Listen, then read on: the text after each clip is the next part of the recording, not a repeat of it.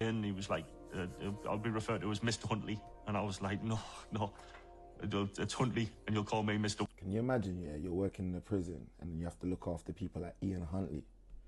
Like, come on. Like, and, you know, like, you have to show them respect and human dignity and stuff.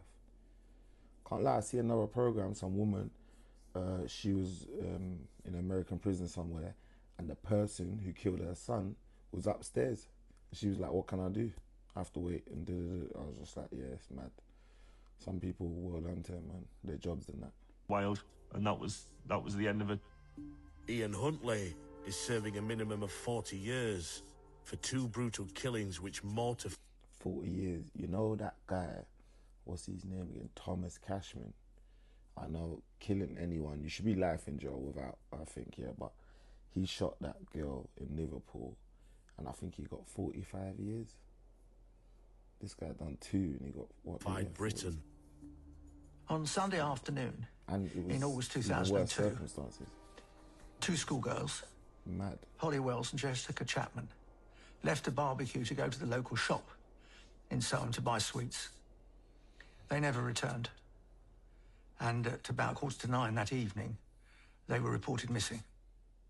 Within hours of their disappearance, police from 3 forces and hundreds of townsfolk have joined the hunt for Holly and Jessica.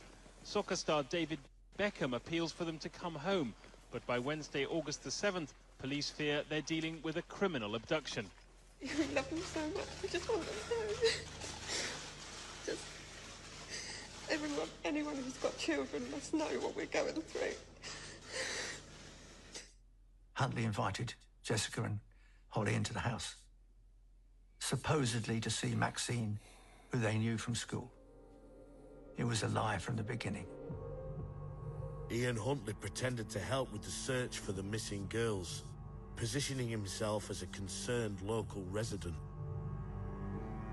People have felt in the dark and felt like we can't do anything to assist the police. We all want to do Can't even say what I want to say right now.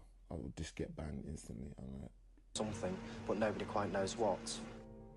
And one of the most chilling moments of television I can remember is when... But how is he sitting there, though, just giving an interview like that? Crazy. Huntley was interviewed outside the house by a Sky News reporter who said, you must have been the last person to see them alive. And he says, calmly as you can imagine, yes, I probably was. How did they seem to you? They seemed fine, very cheerful, happy, chatty.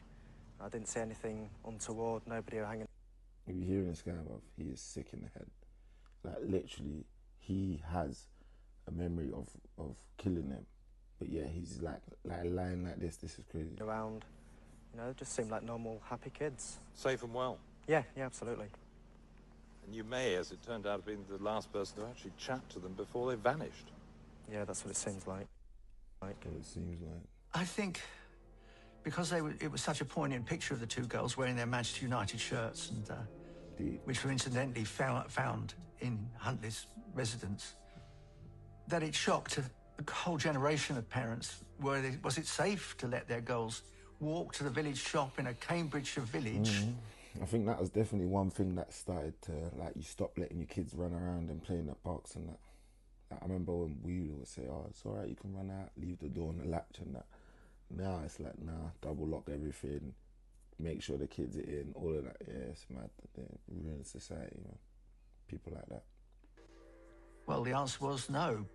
He was arrested, in fact, on the day that their decomposed bodies, were found in a ditch near RAF Lakenheath.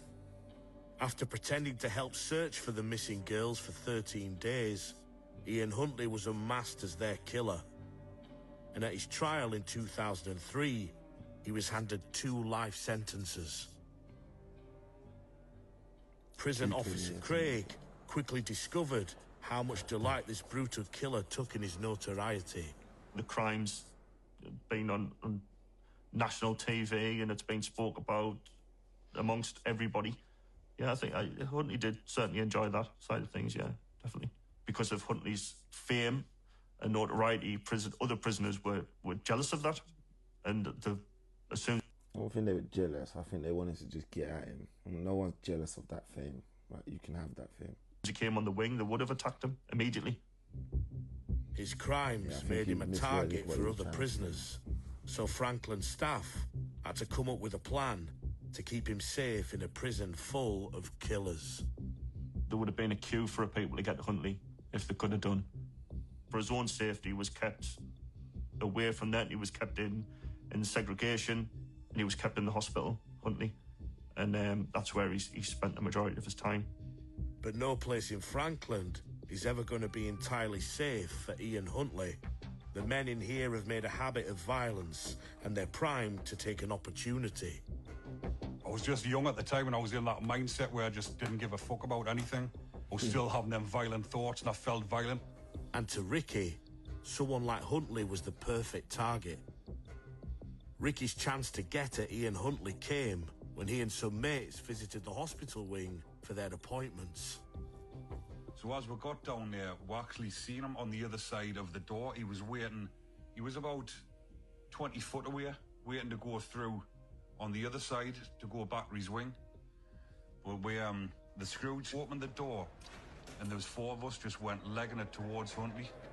The Screws will open the door for you, you know. I'm telling you, don't play around if you're unliked in any way.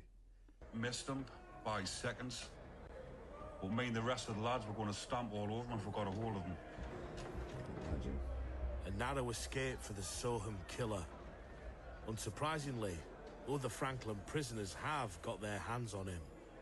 And he's been attacked repeatedly with improvised weapons, razor blade and a toothbrush, water, hot boiling water. Not surprising. Damien Folkes, an armed robber, for example, attacked Huntley in 2010 and slit his throat with an improvised weapon. Yeah, and if I'm right, yeah, this guy got 80,000 for that compensation for getting cut in prison. Something like that. Not sure the exact number.